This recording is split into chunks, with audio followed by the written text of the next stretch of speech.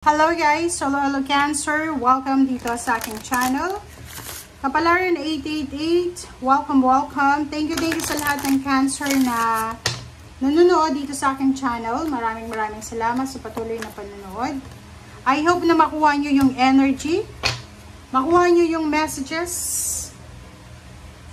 Ano to in general siya, timeless reading, Cancer. Okay. First card mo dito is blackout distractions.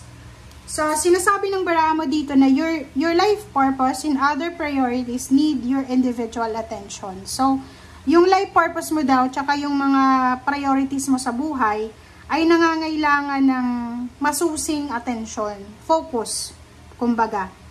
So, dito sinasabi na it is time for you to take charge of your schedule. So, pwedeng may mga Cancer dito na masyadong mahilig sa gadgets. Diba? Pag may mga nagtatrabaho na puro na lang cellphone yung hawak, dito sinasabi na kailangan natin na alisin yung mga distractions. Pwedeng hindi ka makatulog sa gabi dahil sa sobrang panunood sa cellphone mo. Tapos nagigising ka ng late na, absent ka na lang, papasok ka ng tanghali, parang ganun. So, dito sinasabi na kailangan mo daw alisin yung mga distractions sa buhay mo para makapag-focus ka na sa mga importante na mga bagay sa buhay. Parang ano lang yun like relationship. Kung may karelasyon ka, dapat focus ka lang sa karelasyon mo. Walang mga third party, walang mga extra sidelines or any diba, temptation. So stay away from temptation. Ganun din sa trabaho, diba? Focus ka sa trabaho para matapos na yung trabaho mo sa araw na yan or hindi magkapatong-patong yung mga trabaho nyo, diba? So, sa pagpapahinga, diba? Huwag tayong, pag oras ang pagpahinga, magpahinga na, umiwas ka sa distractions, yon. Iwas sa temptation. Ito yung pinakamabilis na message ng baraha, iwas sa temptation. Sa pagkain, diba? Pagkain, kung bawal sa pagkain, bawal sa sobrang pagod, sobra. So, kailangan ng moderation and at the same time, i-block yung mga distractions. Okay.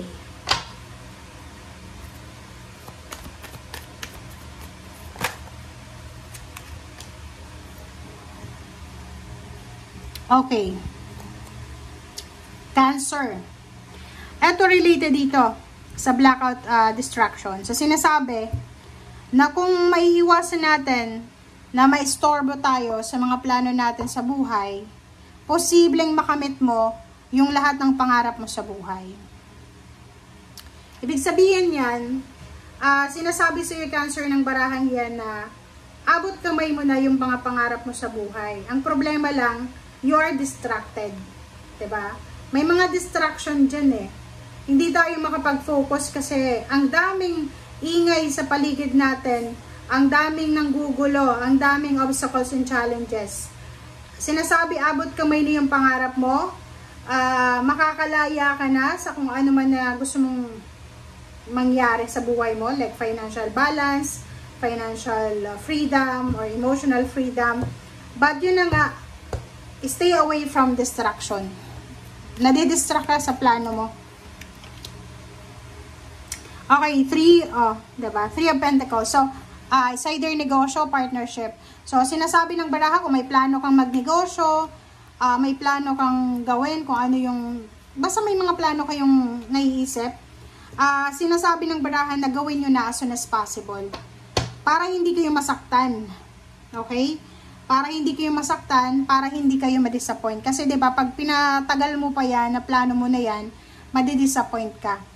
If mayroon kang planong pagnenegosyo or paghahanap ng trabaho sa ibang bansa or pwedeng pagkakaroon ng mga sidelines na trabaho or maybe part-time, itry mo na subukan siya sa ngayon.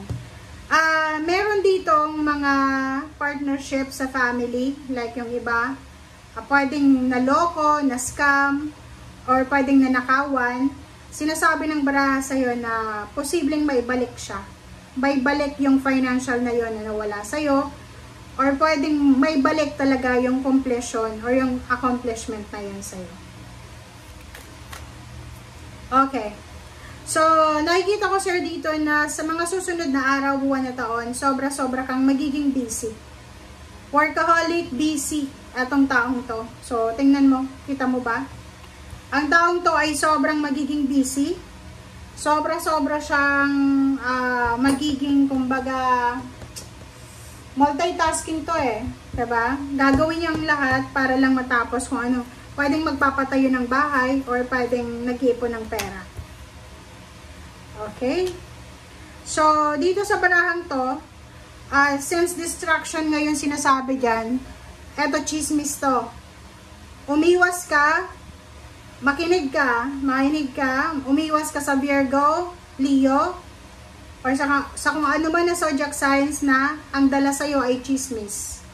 Kasi pag eto yung focus mo, diba ganun eh, nagtatrabaho ka tapos naka-open yung messenger mo, instead na tapusin mo yung trabaho mo, busy ka sa pakikipag-chat sa kung kani-kanino, sinasabi ng bara sa'yo, pwede kang malagay sa alanganin, pwede kang, kumbaga, pwedeng, meron ditong kaso na, like for example, defamation.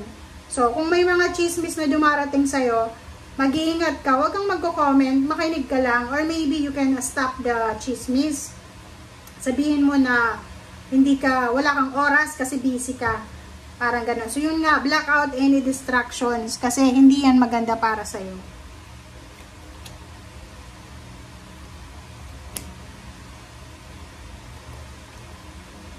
Oh.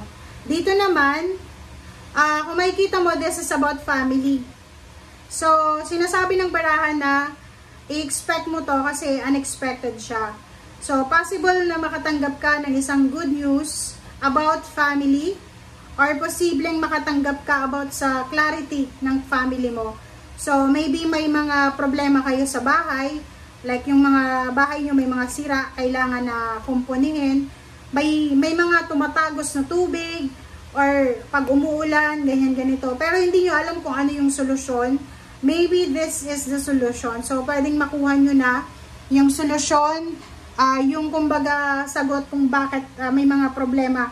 Emotional problem sa family, may mga nag-aaway, may mga gulo dyan. So, sinasabi ng bara sa'yo dyan na posibleng makuha mo na yung tamang information, tamang kwento dyan. Okay? So, and sinasabi ng bara sa'yo dito na may incoming victory and success ka. Kasi ito yung sa ilalim mo. Incoming promotion, incoming recognition, awards, rewards, or incoming victory talaga, triumphant success. Kaya, yun yung dapat nabigyan mo ng focus. Huwag nang magpo-focus sa distractions na yan. Okay? Ako, ako, parang guilty ako sa ganyan, na nadidistract ako sa pagtatrabaho kasi sa pagchat-chat, ganyan, ganito, sa kung ano pa man. Okay?